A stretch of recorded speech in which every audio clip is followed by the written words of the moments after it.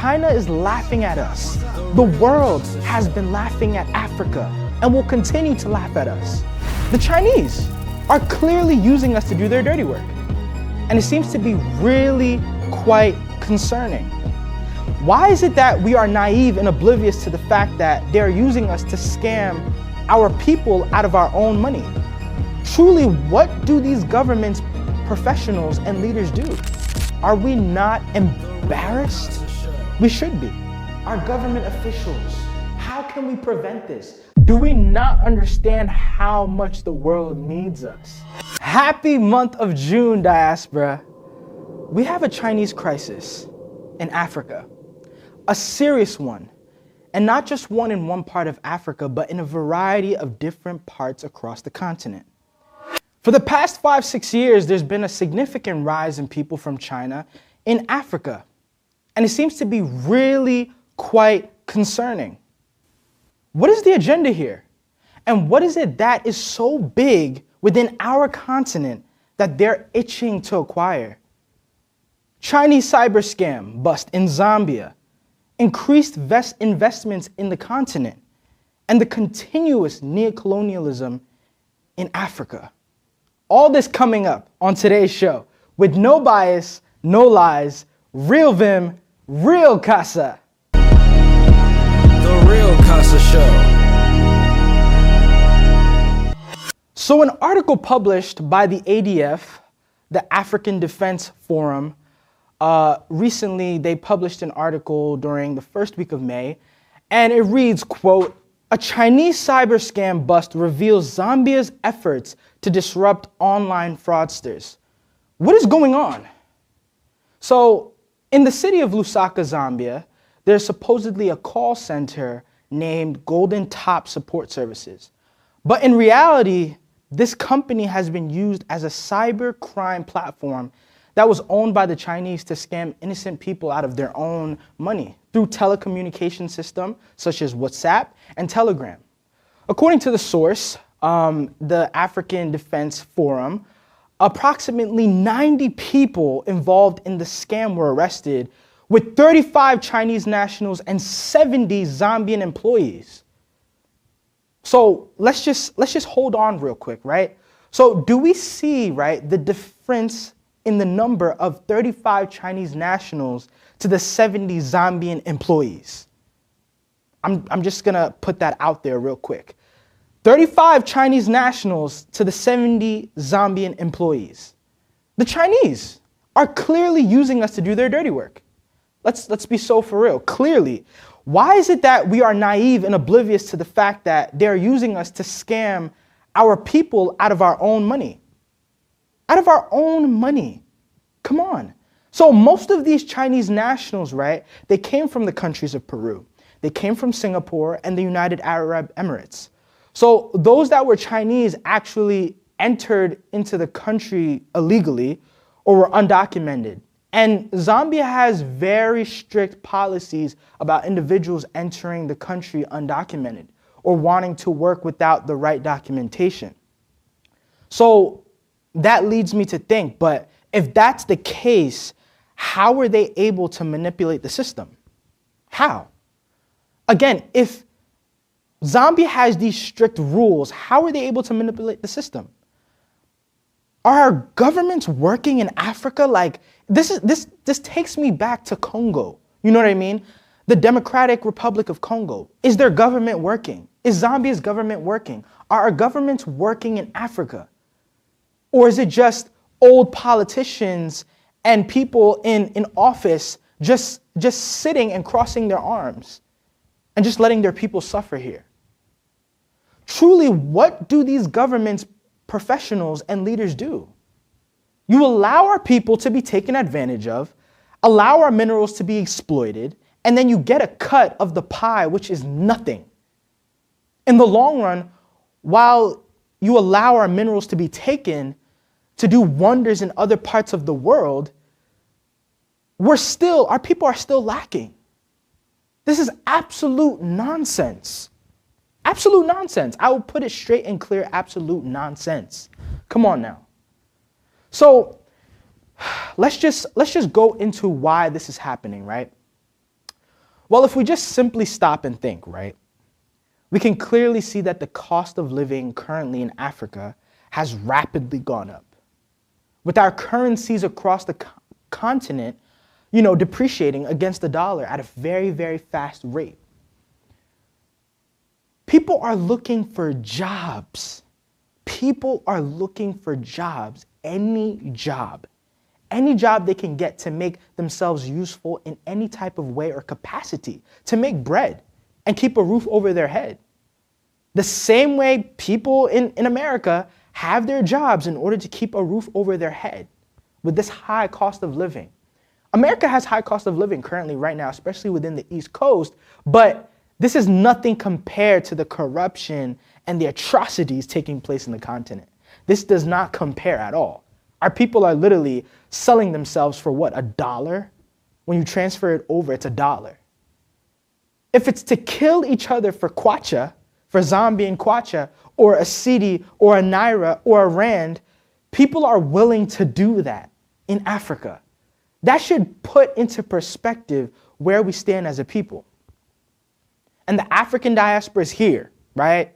All across the world, folding their arms and watching, hearing the news, listening to people like myself on their platforms, and not taking any initiative on trying to actually maybe create some jobs in the continent.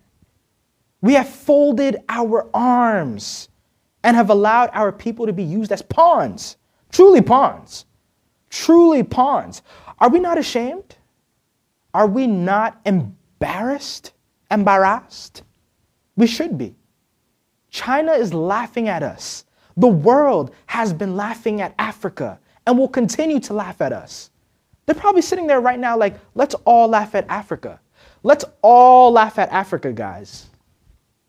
If there's not a shift in mindset, we will continue to stay and be comfortable in our poverty.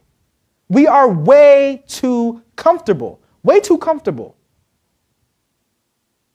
I'm not surprised in any way that 70 Zambians, let's be so for real, were conned and convinced to go into scamming in order to get some Zambian kwacha. And who else to better convince them than foreigners who can barely speak their language? That it's okay, that what they're doing is okay. Okay, we're gonna make some money out of these people. We're gonna call them day by day, use our networks to scam our own people. The problem that I see here, right, the perfect analogy to use really, is that there's a bunch of ants that are gathered around a sugar cube, and although efforts are being made to stop this infestation, the root of the problem is not being taken out. We are leaving the sugar cube there to attract more and more and more and more hungry ants. For nothing. For nothing. We continue to corrupt ourselves. So anyways, according to the African Defense Forum, during the raid, Zambian authorities confiscated thousands of technology and devices, ammunition, firearms, SIM cards, cash, and vehicles. When they busted them, this is all the things they found. How corrupt can we get as a people? How corrupt truly can we get as a people? Citizens, our own citizens, doing this to our own people. And we're being used as pawns, In my opinion, this puts a bad look for the country of Zambia. I hope we realize that as the diaspora, that this puts a bad look on the country of Zambia and on Africa, because in a way, it looks as if that anyone from any continent can come and do shady business within the premises, but it really isn't their fault. But more so the officials and the government in Zambia that are not properly equipped to know how to handle being in situations like this, or how to deal with scammers that may try and invade the country. Zambia is known to be a peaceful country, guys.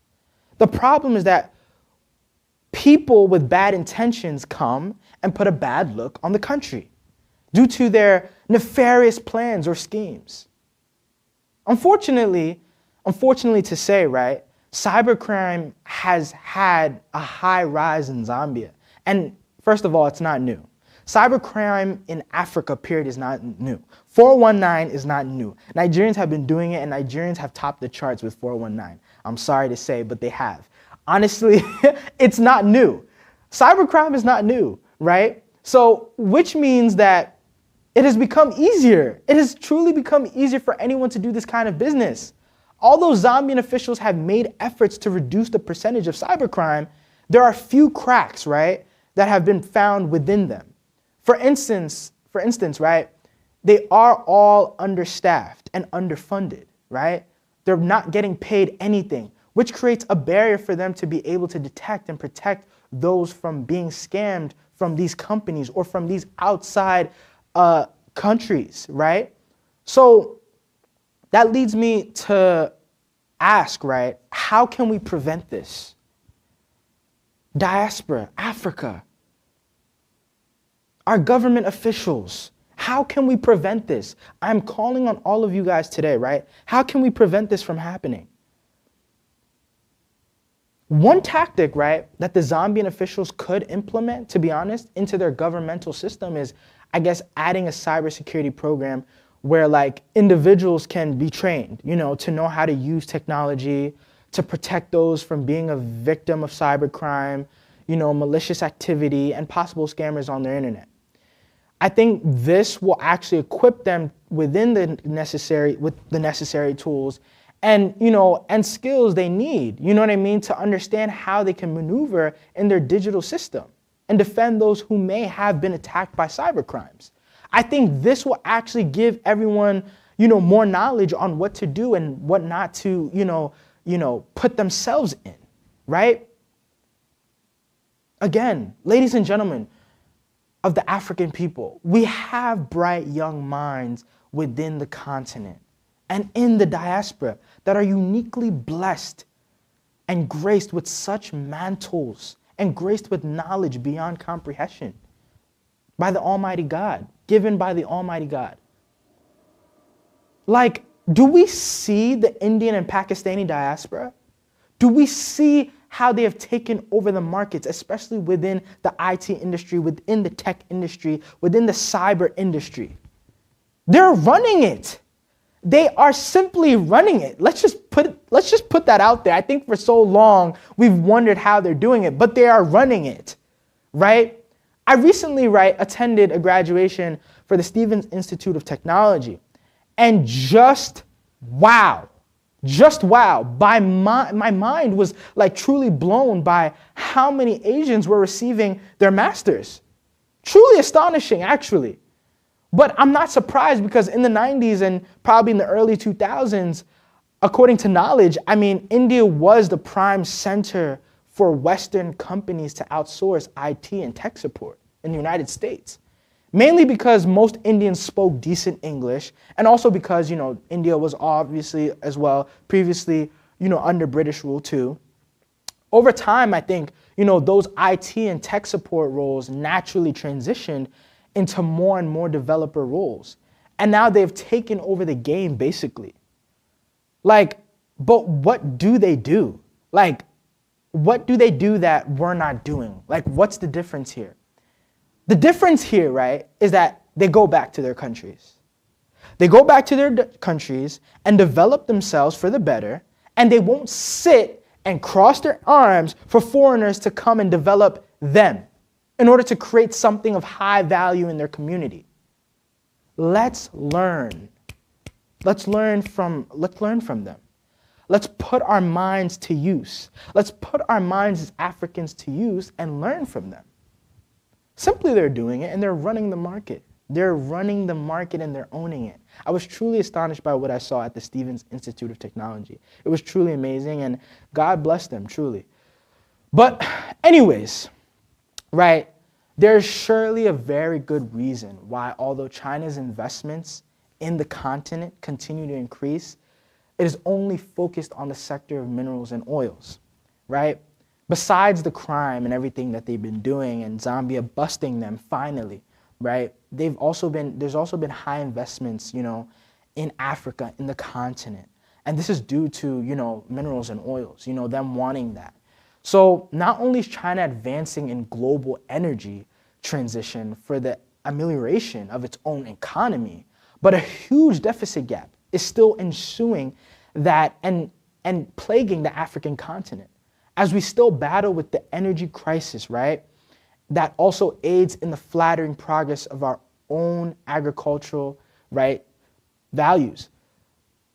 Africa has the right. They have the right.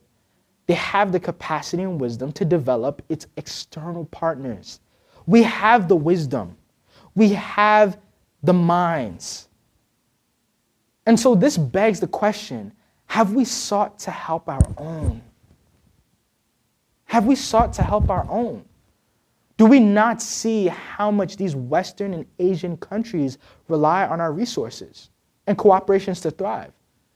Do we not understand how much the world needs us? Do we not understand our value and our grace and our mantle that we carry? Africa is a large and wide, and so much can be obtained. So much can be attained from the united front where we are each other's keeper. This is what we're supposed to do, guys. We are supposed to be each other's keeper. We are supposed to guide each other. We are supposed to support each other. We are. This is truly what we are supposed to do, and this is the message for today. The message for today is for us to wake up. It's for us to wake up as a diaspora and realize that, look, other foreigners see the potential in us. We have all the resources in the world. Why is it so hard for us to be thriving and for us to be a first world, continent, a major continent that is just booming? We as a people are so beautiful and talented. We need to wake up. The diaspora needs to push harder. When we push harder, I think the Africans abroad will be forced to push harder because they see that, look, our fellow brothers and sisters across the rest of the world are concerned. Our fellow brothers and sisters across the world are not happy. We need to change. Okay, we need to do something, take action here. That's the message for today. That's truly the message. But anyways, to close it off, I wanted to respond to some of the comments and some of the reviews that I've gotten by the previous episode, episode 1, Africa is Bleeding. It seems that a lot of people, honestly, there was a lot of great reviews on it and a lot of great feedback. However, that didn't stop the negative reviews, that did not stop the negative minds, that did not stop the negative people from saying the rubbish that they said, truly. Hey viewers, if you're looking for some amazing West African cuisines here in Jersey, visit Legit African Touch at 52 Ferry Street, South River, New Jersey. Only continental dishes, Mama's secret. Preferably Ghanaian or Nigerian dishes, all in Legit African Touch. Visit Legit African Touch now. To recap, right, and explain what I had stated in my tweets previously last week or 2 weeks ago. I had stated, right, I said that there are indeed, right, multiple genocides in effect at this moment. It's indeed great that we are bringing awareness to all of them. However, I'm saying as Africans, we lack in bringing awareness towards our own problems. Hashtag African diaspora, hashtag free Congo, hashtag free Sudan. As far as the situation going on in Palestine, right, I am in no way, shape, or form trying to diminish or reduce the magnitude of the crisis with the Palestinians. That was not the goal here. The point is the same way that the media has publicized, and spread the word about Palestine, right? They should also focus their attention on what's happening within the African diaspora, especially within DR Congo. The same exact way, if not more. It's not a matter of whose situation is worse than the other. It's not a matter of who's so more trying to get awareness towards the public or for them to know what's going on in Africa. We need to educate them and how they can spread the word. That's simply what I was basically trying to say here, right? That's all I was trying to say here when it comes to the tweet. I said there are indeed multiple genocides, right? But we as Africans need to start speaking about our own first. We always want to scream for others. We always want to protest for others. We always want to throw ourselves in the dirt for others and other cultures, yet our people are still suffering. Yet our people are still dying. Our people are still being killed. And no one's screaming. No one's screaming. No one's yelling for that. That's the point here. The point here is not to diminish what the Palestinians are going through in Gaza or what Israel is going through in Gaza, right? No genocide is good genocide. I'm going to say that again. No genocide is good genocide. No genocide is okay. This was not the meaning of this whole post, right? So now I'm going to go into my second tweet, right? The second tweet I had stated, quote, "The Palestinian diaspora have a voice. They never needed our help as Africans to get their point across. We as Africans are mute about our own conflict, yet we want to scream for others. Why don't we start making just as much noise for our own? Hashtag free Congo, hashtag free Sudan." Again, this was the point. The point was to really just get the point across that, look, Africans, the diaspora, we need to support our own. I'm convinced a lot of you truly read just to simply react, not to comprehend truly, right? It really has nothing to do with the Palestinians not mattering or their genocide not being significant as the others. This was just simply to wake up, a wake-up call to our modern-day African diaspora, to take initiative and to wake up to the atrocities. Simply, that was the point. So let's just make that clear. And next time, read to understand, not to react. So ladies and gentlemen, it was great talking with you. Unfortunately, that is all the time we have for today. So be blessed, be vigilant, and stay tuned for the next episode on The Real Kasa Show. Thank you, ladies and gentlemen, and see you soon. What up, viewers of The Real Kasa Show? Make sure to follow The Real Kasa Show on X, Instagram, YouTube, and TikTok as well. Real Kasa Show, Mondays at 9 p.m. always.